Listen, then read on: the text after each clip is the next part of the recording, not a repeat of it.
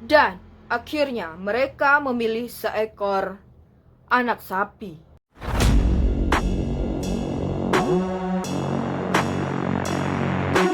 Dari zaman dahulu kala, manusia telah menganggap bahwa darah sebagai zat dengan sifat regenerasi penting sejak jauh sebelum transfusi darah ditemukan. Jadi, adanya gagasan mentransfer darah ini sudah cukup lama ingin dilakukan. Dulu, pada tahun 1600-an, ada dua orang terobosan ilmiah. Pertama, ada William Harvey. Dia itu adalah perintis dan membuat deskripsi tentang sirkulasi darah melalui tubuh modern pertama, diterbitkan pada tahun 1628.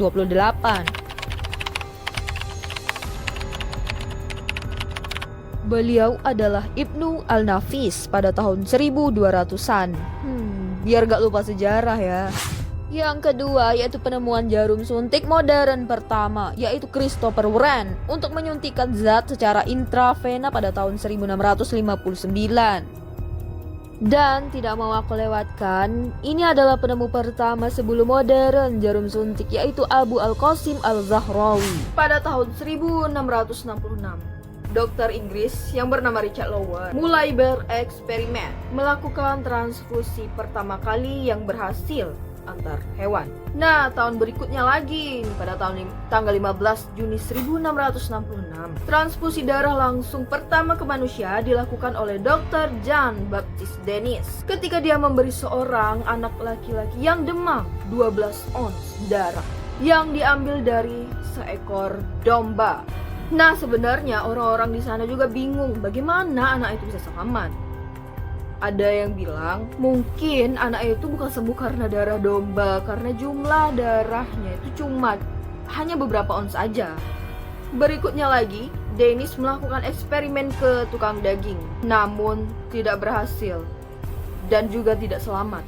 Ada lagi nih, seorang pria bernama Antoine Maury. Beliau adalah seorang pria sakit jiwa yang terkenal di Paris. Dennis dan rekan-rekannya bertanya-tanya, apakah melakukan transfusi darah pada Maury dapat menyembuhkan dia dengan mengganti darah buruknya dengan darah baik? Mereka berpikir bahwa mentransfusikan darah hewan yang tidak bersalah, yang baik, yang murni, mungkin dapat melawan hal-hal dalam darah orang itu sendiri yang membuatnya bertindak buruk menjadi lebih baik. Dan akhirnya mereka memilih seekor anak sapi. Transfusi darah yang pertama dan kedua berhasil dilakukan, dan itu hanya 5-6 ons aja darah yang bisa masuk ke dalam tubuhnya Maury. Dan untuk selanjutnya tidak berhasil, dan akhirnya Maury meninggal karena keracunan.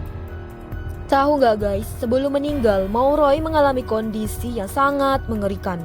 5-6 ons darah anak sapi berhasil masuk ke tubuh pria itu, namun Maury mulai berkeringat, kejang-kejang, lengan dan ketiaknya terasa sangat panas, seperti habis terbakar.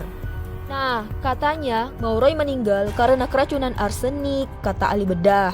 Katanya sebenarnya Maury meninggal karena diracun sama dokter lain yang menyuruh dan membayar istrinya Maury untuk menambahkan bubuk arsenik ke makanannya Maury karena tidak setuju dengan percobaan transfusi darah yang dilakukan oleh Dennis.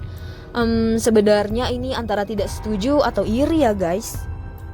Jadi orang-orang juga pada bingung kalau semisalnya tidak ada kejadian keracunan arsenik atau kejadian pembunuhan itu, pernyataan mengenai apakah transfusi darah yang dilakukan Dennis itu sebenarnya berhasil atau tidak ada satupun yang mengetahuinya.